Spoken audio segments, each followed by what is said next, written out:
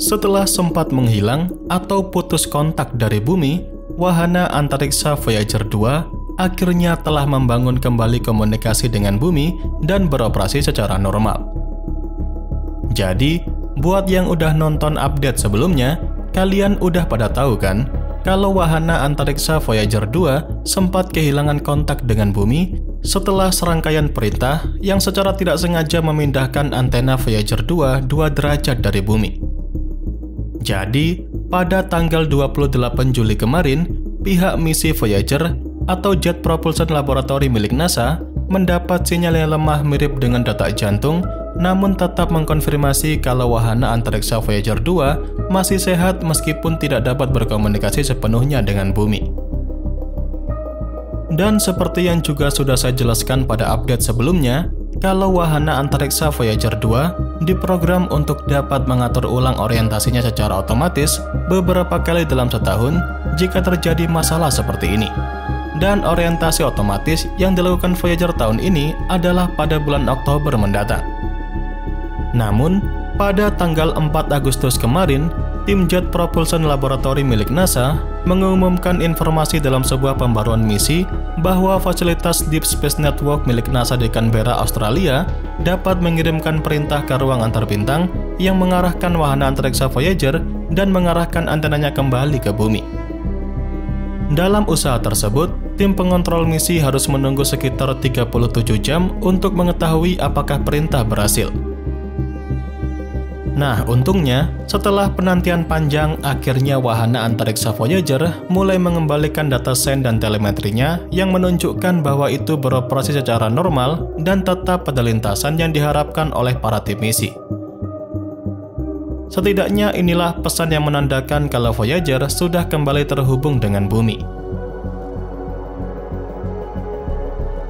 Mari kita sedikit membahas perjalanan Voyager.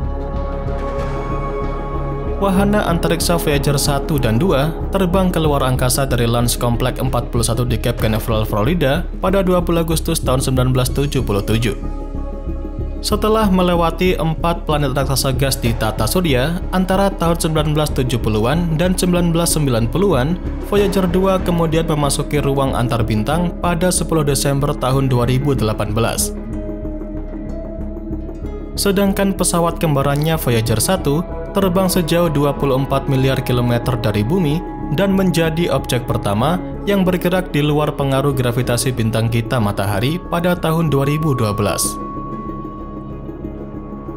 Namun, dikarenakan misi yang sudah berlangsung selama hampir 46 tahun, kedua wahana antariksa Voyager perlahan-lahan kehilangan daya dari generator radioisotop nuklir mereka yang harusnya tidak lama lagi akan membuat kedua wahana antariksa Voyager mati dan melayang sendirian di luar angkasa.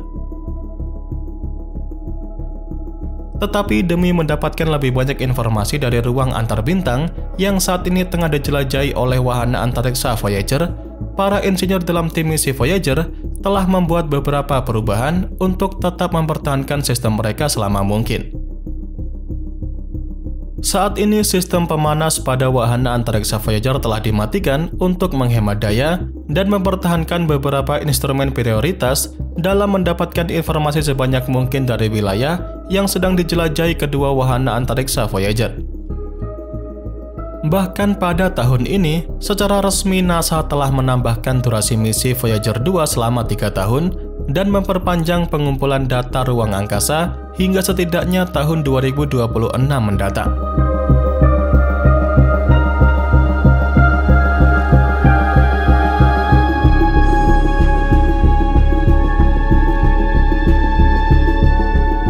Seperti yang sudah saya jelaskan tadi, kalau saat ini wahana antariksa Voyager tengah berada di wilayah yang dikenal sebagai ruang antar bintang.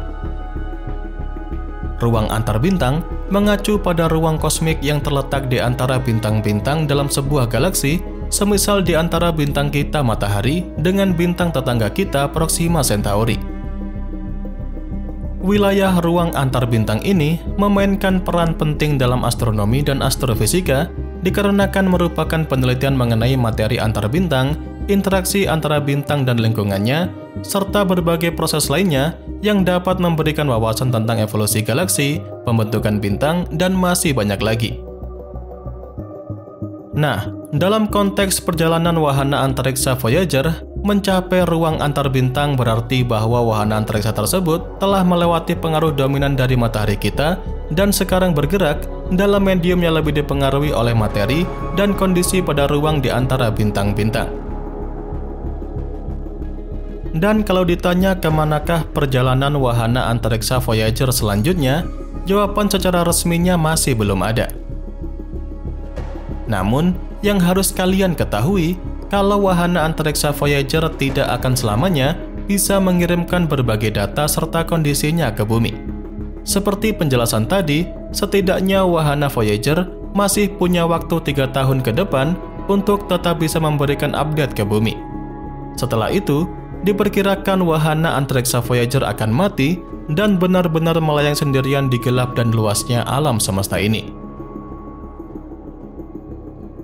Namun, meskipun dengan keadaan itu, wahana Voyager dipastikan akan terus berjalan menyusuri ruang angkasa tanpa adanya komunikasi dengan para tim misi di bumi. Diperkirakan wahana antariksa Voyager akan terus berjalan dan 300 tahun dari sekarang, wahana antariksa tersebut akan sampai di sebuah wilayah yang bernama Awan Oort atau sebuah wilayah yang dipenuhi oleh triliunan objek bebatuan ataupun es yang menutupi bagai cangkang di ujung terluar sistem bintang matahari. Tidak sampai di situ saja, jikalau wahana antariksa Voyager masih tetap dapat berjalan menjelajahi wilayah Awan Oort, maka diperlukan sekitar 30.000 tahun lagi untuk melewatinya sehingga akan benar-benar secara resmi keluar dari sistem tata surya kita. Nah, setelah itu, tidak pasti kemana Voyager akan berjalan. Namun bisa saja, wahana antariksa Voyager akan sampai ke sistem bintang tetangga kita seperti Proxima Centauri ataupun lainnya. Pada intinya, walaupun nantinya wahana antariksa Voyager dinyatakan sudah mati, namun wahana antariksa itu akan terus berjalan menyusuri ruang dan waktu yang tidak terbatas ini. Dan ya, itu saja yang bisa saya sampaikan pada kesempatan kali ini. Seperti biasa, semoga dapat memberikan pengetahuan baru seputar dunia astronomi sekaligus hiburan untuk Anda semua. Jangan lupa kedepannya masih akan ada banyak lagi pembahasan menarik seputar dunia astronomi yang akan saya sampaikan. Dan tentunya bakal sayang banget untuk Anda lewatkan. So, tetap stay tune terus ya bersama kami, Nasi Angkasa, Media Astronomi Indonesia.